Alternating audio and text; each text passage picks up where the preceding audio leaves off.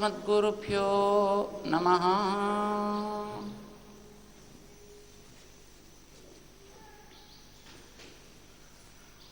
జై శ్రీమన్నారాయణ.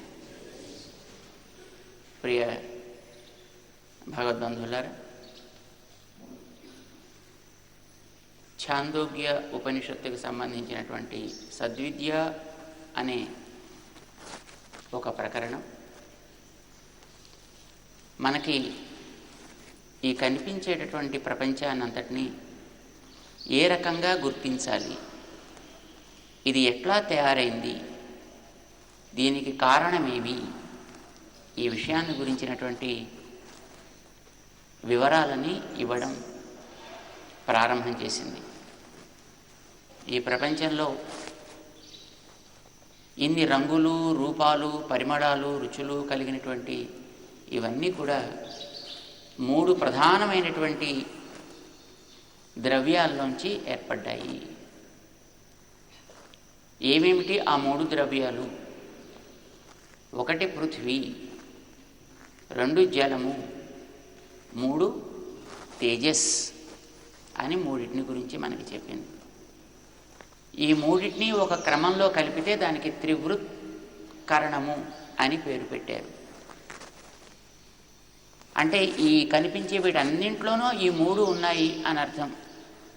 అవి ఎలా ఎలా ఉన్నాయి అనేది ఏదో ఒకదాని దృష్టాంతంగా తీసుకుని నిరూపించాలి అని తండ్రి 4వ ఖండంలో ప్రారంభం చేస్తాడు ఈ ఉపనిషత్తులో. అయితే మనకి ఉపనిషత్తుల్లో చెప్పినటువంటి విషయాలని మరింత విస్తరించి అందులో మనకి కనిపించకుండా ఉండేటటువంటి రహస్యాలని అందించడం కోసమనే మన ఋషులు వేద ఉపబృంహణమైనటువంటి స్మృతి, ఇతిహాస, పురాణాదుల్ని అనుగ్రహించి ఉన్నారు కనుక వాటిల్లో దీనికి సంబంధించినటువంటి వివరణ ఎక్కడెక్కడ ఎలా ఉందో దాని గురించి కూడా మనం తెలుసుకోవడం, ఆ రకంగా అవగాహనని స్పష్టం చేసుకోవడం మనకు అవసరం. అందుకోసమే నిన్న మనం ఈ మూడు కలిసి ఉంటాయి అనుకునేటటువంటి దాన్ని మరొక రెండు కూడా పెంచుకుని, అంటే ఇది ఇంకొక రెండు కూడా ఉపలక్షణము అని మనం చెప్పుకున్నాం. అది వాయువు, ఆకాశము అనే మరో రెండు ద్రవ్యాలు. ఇవి రెండు కలిసినప్పుడు దాన్ని పంచీకరణము అని అంటారు. మూడు మనకి ఉపనిషత్తు చెప్పింది, మరొక రెండు మనకి పురాణాల్లో కనిపించేది కలిపితే 5. అప్పుడు దాన్ని పంచీకరణము అని అంటారు. అలా పంచీకరణం చేసేటప్పుడు ఒక్కొక్క ద్రవ్యంలోనూ మిగిలినటువంటి 4 ద్రవ్యాల యొక్క అంశాలు కూడా కలుస్తాయి. దీన్ని మరికొంచెం ముందుకు తీసుకువెళ్ళి మన పరమఋషులు అయినటువంటి మహానుభావులు ఇంకొక 2 కూడా ఇందులో కలుస్తాయా, కలిసినప్పుడు ఇవన్నీ కూడా సమగ్రంగా ఈ రకమైనటువంటి ప్రవృత్తిని సాగిస్తూ ఉంటాయి. అవి కాలము, మహత్ అనేటటువంటి మరొక 2 ద్రవ్యాలు. అప్పుడు ఈ రకమైనటువంటి కలయికకి సప్తీకరణము అని పేరు. అసలు కొంతమంది కాలాన్ని అదొక ద్రవ్యంగా అంగీకరించరు, కానీ మన ఉపనిషత్తుల్ని విశ్వసించినటువంటి వేదాంతులందరూ కూడా కాలాన్ని కూడా ఒక ద్రవ్యంగా అంగీకరిస్తారు. అది 3 రకాలైనటువంటి అచేతనాల్లో అది కూడా ఒక అచేతనము అనేది నిర్ణయం చేశారు. ఈ అచేతనము అనేటటువంటి పదార్థం 3 రకాలుగా ఉంటుంది అని అంటారన్నమాట. ఏమిటా 3 రకాలు అని అంటే, ఇక్కడ మనం చూసేటువంటి ఈ ప్రపంచంలో అంతటా కూడా ఇది రజస్సు, తమస్సు కలిగినటువంటి సత్వంతో కూడుకుని ఉంటుంది. అంచేత దీని అంతటిని కూడా మిశ్ర సత్వము అని అంటారు. ఈ ప్రకృతికి ఆవల విరజ అనేటటువంటి ఒక నదిని దాటితే ఉండేటటువంటి ఒక నిత్యమైనటువంటి స్థానం ఒకటి ఉందట. దానిని పరమపదము అని రకరకాలైనటువంటి పేర్లతోటి పిలుస్తారు. శ్రీ వైకుంఠము అని, కారణ స్థానము అని, ఇలాగ రకరకాల పేర్లు ఉంటాయి. అక్కడ కూడా ప్రకృతి ఉంటుంది, కానీ అక్కడ రజస్సు, తమస్సు అనేటటువంటివి కలవనటువంటి కేవలము సత్వం మాత్రమే ఉండేటటువంటి ప్రకృతి. అది శుద్ధ సత్వము అనే దానికి పేరు పెట్టారు. మనం ఉండేటటువంటి ఈ ప్రకృతి అంతటి కూడా మిశ్ర సత్వము అని పేరు. ఈ అచేతన పదార్థంలో ఇది ఒకటి. ఎక్కడి నుంచి ఎక్కడి దాకా అంటే దీని కింద హద్దు ఎక్కడి దాకానో మనకు తెలియదు, కానీ పై హద్దు మాత్రం విరజ దాకా ఉంటుంది అని అంటారు. మనం ఈ దేవతల గురించి మాట్లాడుకునేటప్పుడు ఏదో ఇంద్రలోకం అనేదో ఒకటి ఉందని, అక్కడ ఇంద్రుడు ఉంటాడనేది స్వర్గము అని పేరని, అక్కడ దేవతలంతా ఉంటారు అని, బృహస్పతి మొదలైనటువంటి మహానుభావులంతా ఉంటారు అని ఇలాగ మనకి వింటూ ఉంటాం మనకి గ్రంథాల్లో. వీళ్ళకంటే కూడా ఇంకా పైన ఉండేటువంటి లోకాలు కొన్ని ఉన్నాయి. దానికి మూల స్థానమైనటువంటిది బ్రహ్మలోకము అని పేరు. అక్కడి నుంచే ఈ అండంలో ఉండేటటువంటి లోకాలన్నింటికీ కూడా కావలసినటువంటి సృష్టిని చతుర్ముఖుడు చేస్తూ ఉంటాడు. ఆయనకి చతుర్ముఖ బ్రహ్మ అని పేరు అని కూడా మనం అదే గ్రంథాల్లో వింటూ ఉంటాం. ఈ చతుర్ముఖ బ్రహ్మస్థానం అనేటువంటి దేవతలందరికీ అది మొదటిది. ఆయనకి స్వయంభూ అని పేరు పెట్టారు. అక్కడి నుంచి ఇవన్నీ వస్తాయి. ఇవన్నీ తిరిగి ఆయన దాకా వెళ్ళి చేరి అక్కడ కలుస్తాయి. ఆయన తర్వాత ఏదో మహాప్రళయమో ఏదో ఆత్యంతికమో అని ఏదో చెప్పినప్పుడు ఆయన ఎక్కడో కలుస్తాట.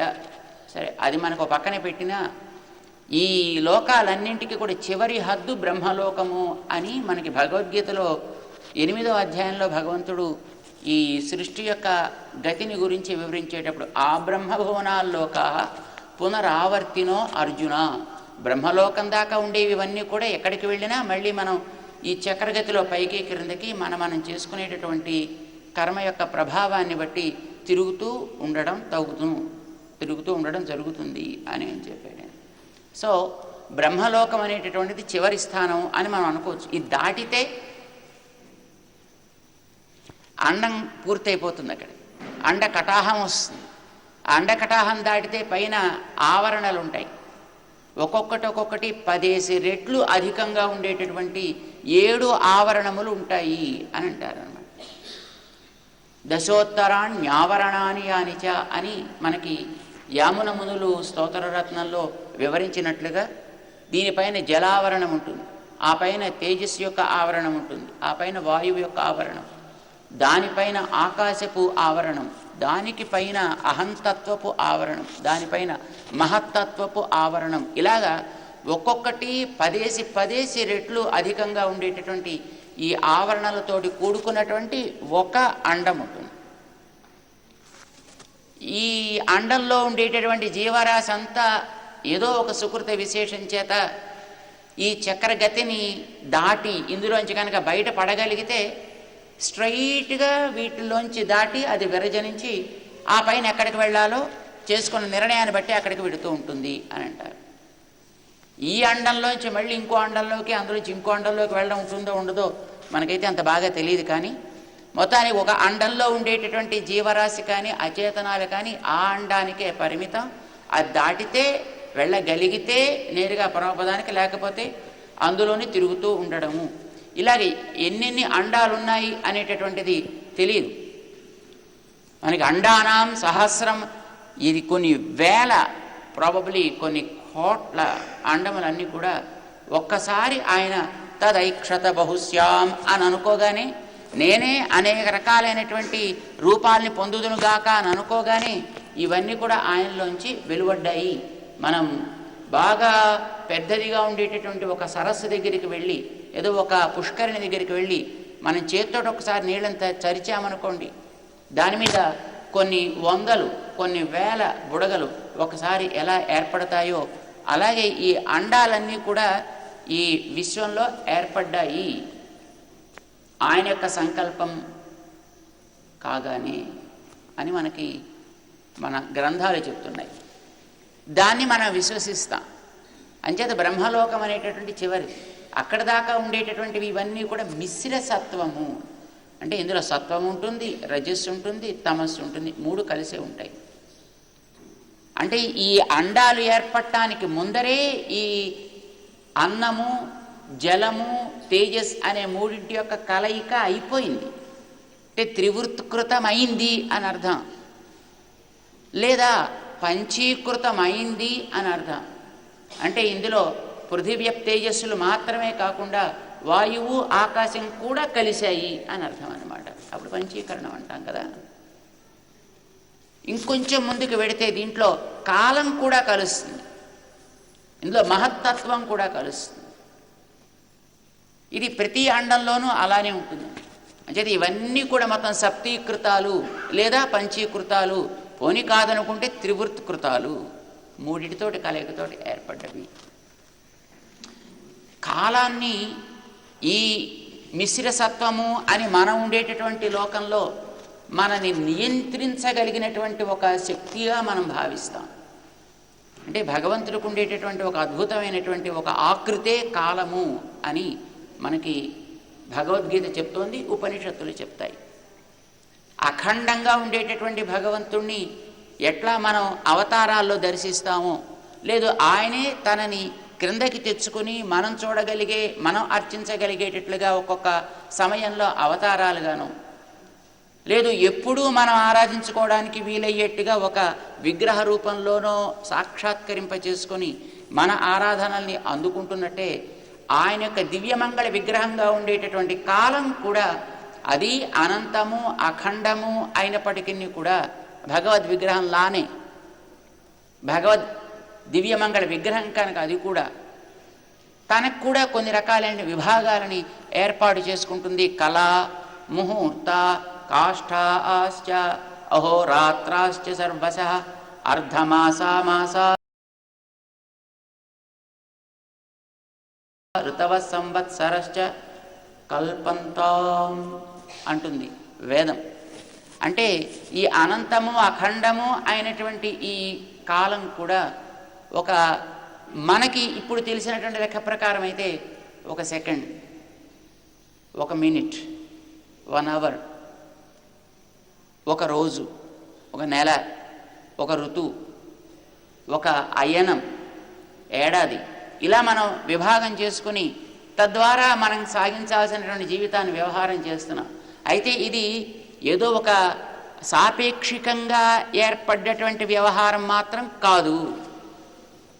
ఇప్పుడు మనకి తూర్పు, దక్షిణం, పడమర, ఉత్తరం అన్నాం అనుకోండి, ఇవి సాపేక్షికాలంటారు. ఎందుకంటే దిక్కు అనేటటువంటి ఏదో ఒకటి ఫిక్స్డ్గా ఏమీ లేదు. తూర్పు అంటే ఇంతే, దక్షిణం అంటే ఇంతే, పశ్చిమం అంటే ఇంతే, ఉత్తరం అంటే ఇంతే అనేదేం లేదండి. ఎందుకని మనకి ఇప్పుడు తూర్పు దక్షిణాదులన్నీ కూడా ఈ చిన్న అండంలో ఉండేటటువంటి అనేక గోళాల్లో ఒక గోళాన్ని ఆధారం చేసుకుని మనం ఏర్పాటు చేసుకున్నాం. ఏ గోళాన్ని? సూర్యగోళాన్ని. సూర్యుడు నీకు ఎటు కనిపిస్తే అటు తూర్పు, నువ్వు అటు తిరిగి నిలబడ్డప్పుడు నీకు కుడివైపు దక్షిణం అంటారు, నీకు వెనక వైపు పశ్చిమం అంటారు, నీకు ఎడమ వైపు ఉత్తరం అంటారు అని చెప్తారు. సే ఫర్ ఎగ్జాంపుల్ అనుకుందాం, రాకెట్లు కనిపెట్టి ఇప్పుడు ఎట్లాగైతే ఆకాశంలోకి ఎగురుతున్నారో, ఎలాగైతే ఇతర గోళాల్లో కూడా ఎగిరే ప్రయత్నం చేస్తున్నారో, అలానే ఇంకొంచెం ఆ ప్రయత్నం సఫలీకృతమై మరికొంచెం ముందరికి వెళ్ళగలిగి ఇప్పుడు మనం ఈ సూర్యుడు అనేటటువంటి గోళానికి ఇటుపక్కన ఉన్నామని అనుకుందాం. మనం ఇటుపక్కన ఉన్నాం కనుక మనకు సూర్యుడు ఆ ముందర కనిపిస్తున్నాడు, దాన్ని తూర్పు అంటున్నాం. ఏదో ఒక ప్రయత్నం చేసి మన ఇటు నుంచి ఇక్కడ దాకా ఇలా ప్రయాణం చేయగలిగాం అనుకోండి, విమానంలో ఓ ఊరి నుంచి మరో ఊరికి వెళ్ళినట్టుగా, అప్పుడు దెన్ ఇదివరకు ఇటు నుంచి ఇటు కనిపించిన తూర్పు అప్పుడు అటు నుంచి ఇటు కనిపిస్తుంది. సూర్యుడు ఎటు నీకు కనిపిస్తే దానిని తూర్పు అని వ్యవహరించారు. ఇప్పుడు నువ్వు ఇటు నుంచి దీన్ని తూర్పు అన్నావు కనుక నీకు దక్షిణం ఏదో ఇది, నీకు కుడివైపు ఏదో ఇది దక్షిణం అన్నావు. సపోజ్ ఇటుపక్కకి మనం ప్రయాణం చేసేసాం, ఇటు నుంచి ఇప్పుడు మనం సూర్యుని చూస్తున్నాం. ఇప్పుడు మనకి తూర్పు ఇటైంది, తూర్పు ఇటైతే దక్షిణం ఇటు కాలే మరి. అంటే ఇటు నుంచి చూస్తే నీకు ఇది దక్షిణమైంది, అటు నుంచి చూస్తే నీకు అటు దక్షిణమైంది. ఇది సూర్యుడనే ఒక గోళాన్ని మనం ఆధారంగా చేసుకోవడం వల్ల దాన్ని బట్టి మనం దిక్కులు ఇటు అటు అని వ్యవహరిస్తున్నాం. అందుకే మన వాళ్ళు, అయ్యా ఇలాంటి సూర్యులు కొన్ని లక్షలు కొన్ని కోట్ల మంది ఉన్నారయ్యా ఈ అనంతమైనటువంటి విశ్వంలో, ఆకాశంలో. నువ్వు చూసేది నీకు దగ్గరగా ఉండేటటువంటి ఒక చిన్న స్టార్, ఒక చిన్న నక్షత్రం, సూర్యుడిని బట్టి నువ్వు వ్యవహారం చేస్తున్నావు. మరి ఇలాంటి సూర్యులందరికీ కూడా ఆధారమైన వాడు భగవంతుడు కనుక ఆయన్ని మన నిజమైనటువంటి దిక్ నిర్దేశం చేసేటటువంటి స్థానంగా భావించినట్లయితే ఆయన ఎటుంటే అటు తూర్పు, ఆయన నీకు ఎటున్నాడో అటు పక్కన తూర్పు అని దర్శించు. అక్కడికి నీవు దక్షిణం, అక్కడి నుంచి పశ్చిమం, అక్కడి నుంచి ఉత్తరం. Start identifying the corners like this. దిక్కుల్ని ఈ రకంగా నువ్వు గుర్తించే ప్రయత్నం భగవంతుని బట్టి చేయొచ్చు. అయితే భగవంతుడు ఈ లోకంలో మన కోసమని ఒక అర్చామూర్తిగా, మొదటి అర్చామూర్తిగా ఆవిర్భవించినటువంటి స్థానం శ్రీరంగంలో ఇప్పుడు ఈవేళ ఏం చేసి ఉంటే రంగనాథుడి యొక్క దివ్య సన్నిధానం కనుక మన పెద్దలందరూ కూడా ఈ దిక్కుని గుర్తించడం ఆయన్ని బట్టి గుర్తించారు. అందుకే మన వాళ్ళంతా సంధ్యావందనం పూర్తి కాగానే ఆ రంగనాథుడు ఉండేటటువంటి ఆ దిశకి తిరిగి శ్రీరంగ మంగళమణిం కరుణానివాసం శ్రీ వెంకటాద్రి శిఖరాలయ కాలమేఘం శ్రీ హస్తిశైల శిఖరోజ్వల పారిజాతం శ్రీశం నమామి శిరసా యదుశైల దీపం అని నమస్కారం పెట్టుకుంటారు. అంటే అటుపక్కకి తిరిగి భగవంతుడికి నమస్కారం పెట్టడానికి కారణం ఈ సూర్యులందరికీ కూడా నిజమైనటువంటి తేజస్సుని ఇచ్చి వాళ్ళ యొక్క సత్తా నిలబెట్టేటటువంటి మహనీయుడు ఆయన కనుక. ఇప్పుడు ఆయన ఎక్కడున్నాడో అది తూర్పు. అక్కడి నుంచి ఇప్పుడు మీరు దిక్కుల్ని మీరు వ్యవహారం చేయండి. ఆయనకి ముందుండేది తూర్పు, ఆయనకి కుడివైపు దక్షిణం, ఆయనకి వెనక పశ్చిమం, ఆయనకి ఎడమ వైపు ఉత్తరం. దిక్కు సాపేక్షము, కాలం అట్లా కాదు. కాలం అనేది ఒక పదార్థంగా మన పెద్దవాళ్ళు నిర్ణయం చేశారు. ఈ కాలాన్ని మనం వ్యవహరిస్తున్నాం. అయితే ఇప్పుడు మిశ్ర సత్వము అని మనం అనుకునేటటువంటి ఈ ప్రపంచంలో కాలాన్ని మనం మనని నియంత్రించేదిగా గుర్తించవచ్చును. కాలం వల్లనే ఈ వస్తువులన్నీ కూడా ఇలాగ పక్వం అవుతున్నాయి. అంటే ఒక ఆకారంలో ఉండేటటువంటి ఒక వస్తువు మరొక ఆకారాన్ని పొందుతోంది. గింజగా ఉండేటటువంటిది మొలక అవుతోంది, మొలకగా ఉండేది మొక్క అవుతోంది, మొక్కగా ఉండేది చెట్టు అవుతోంది, చెట్టుగా ఉండేది మహావృక్షం అవుతోంది. ఆ తర్వాత తిరిగి మళ్ళీ అవి కట్టెలు అవుతున్నాయి, మళ్ళీ మట్టిలా మారుతున్నాయి. ఈ పరిణామాలు, ఈ మార్పులు ఇవన్నీ కూడా పక్వమగుట, ఈ కాలం అనేది వీటన్నిటిని కూడా పక్వం చేస్తోంది.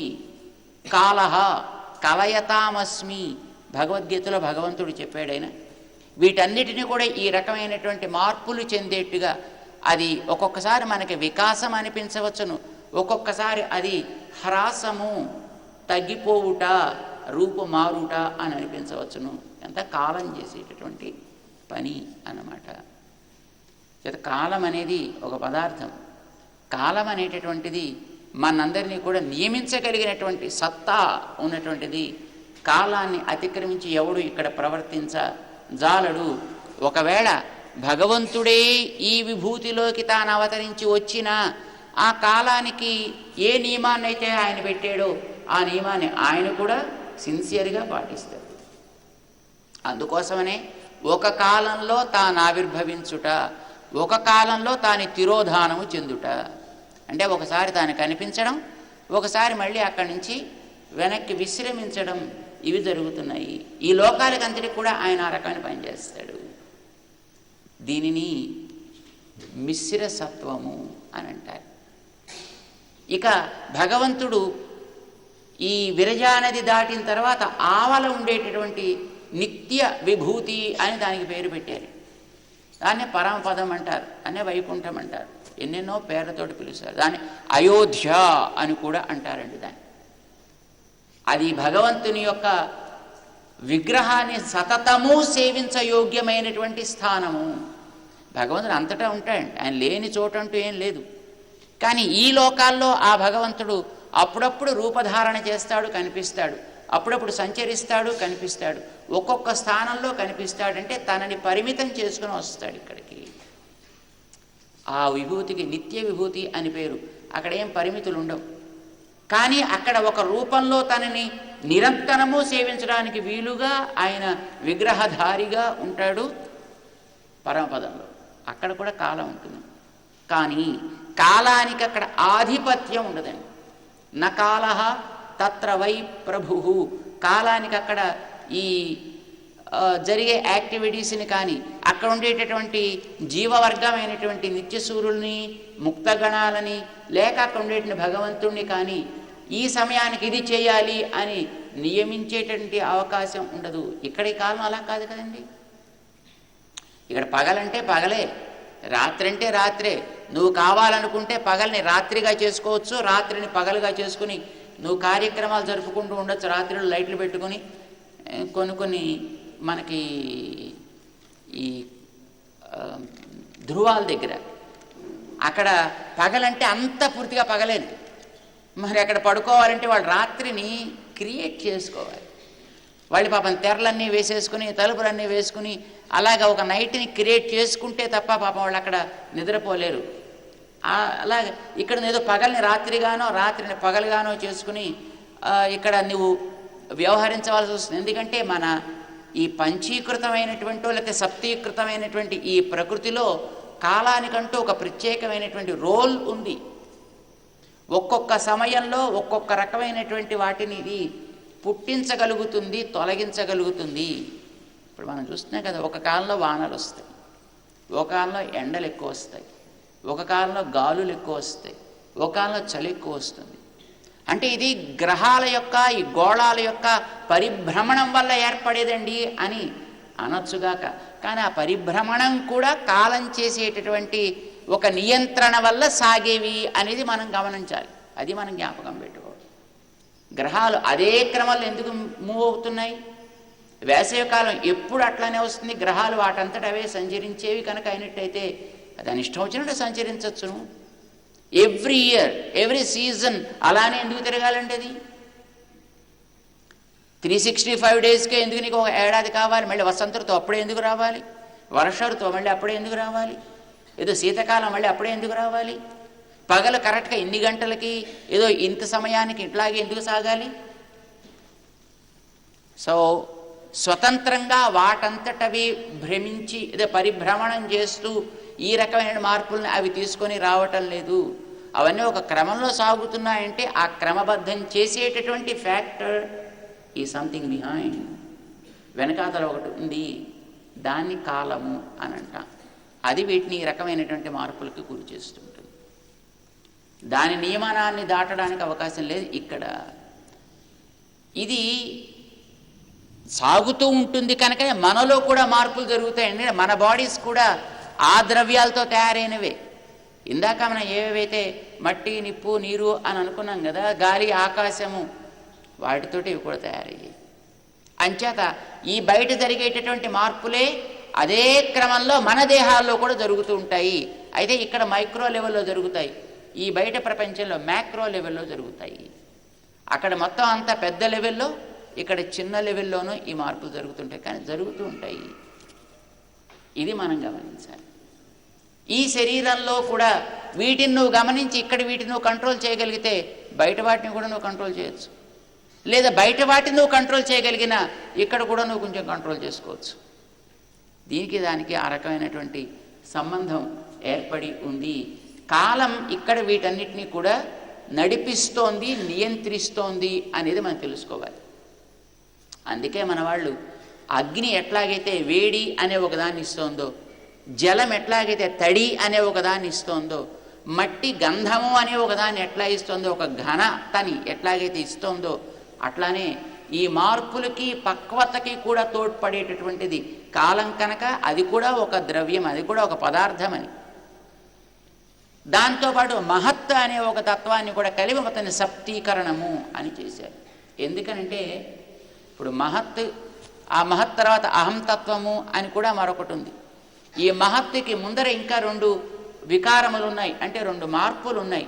వాటికి అవ్యక్తము, అక్షరము అని అంటారు.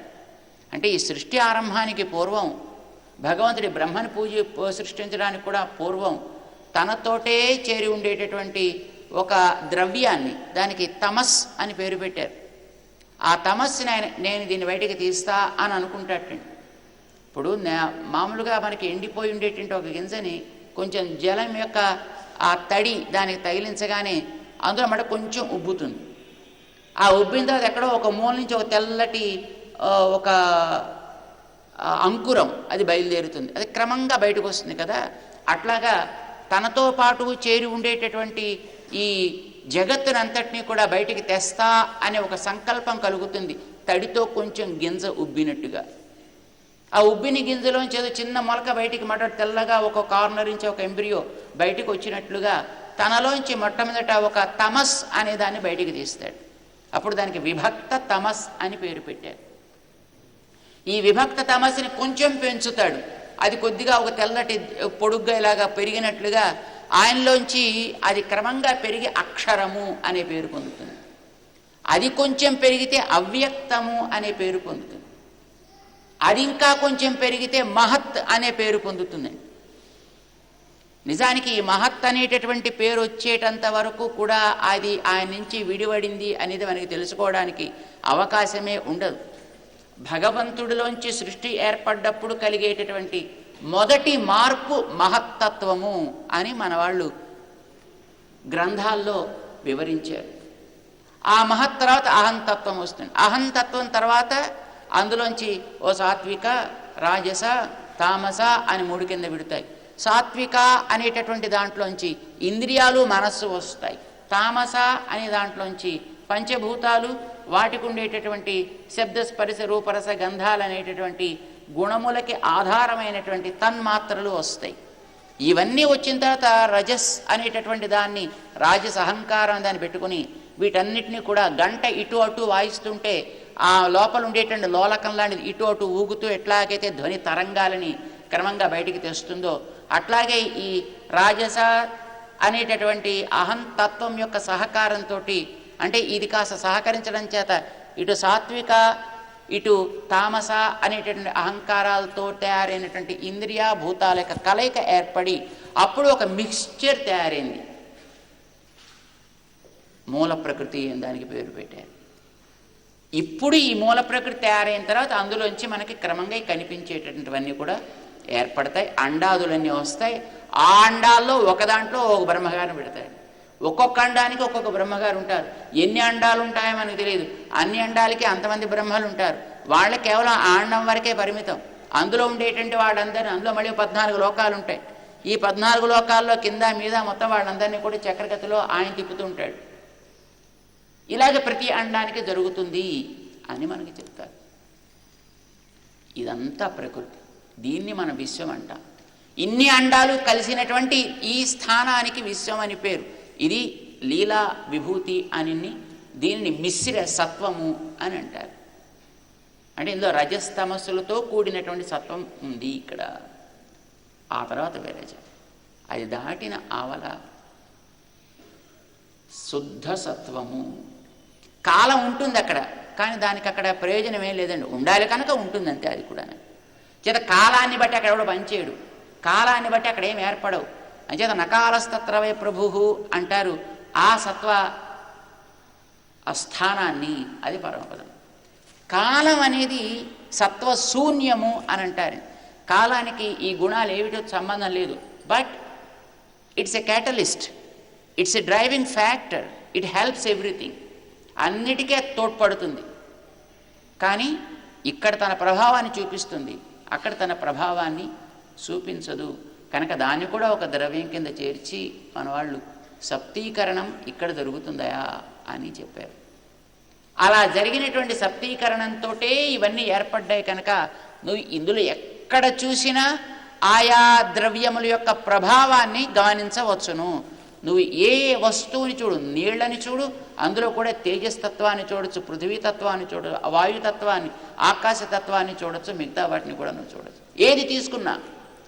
అయితే నాకు అది ఎలా చూపించగలవో తండ్రి నాకు చెప్పవా అని అడిగాడు పిల్లవాడు.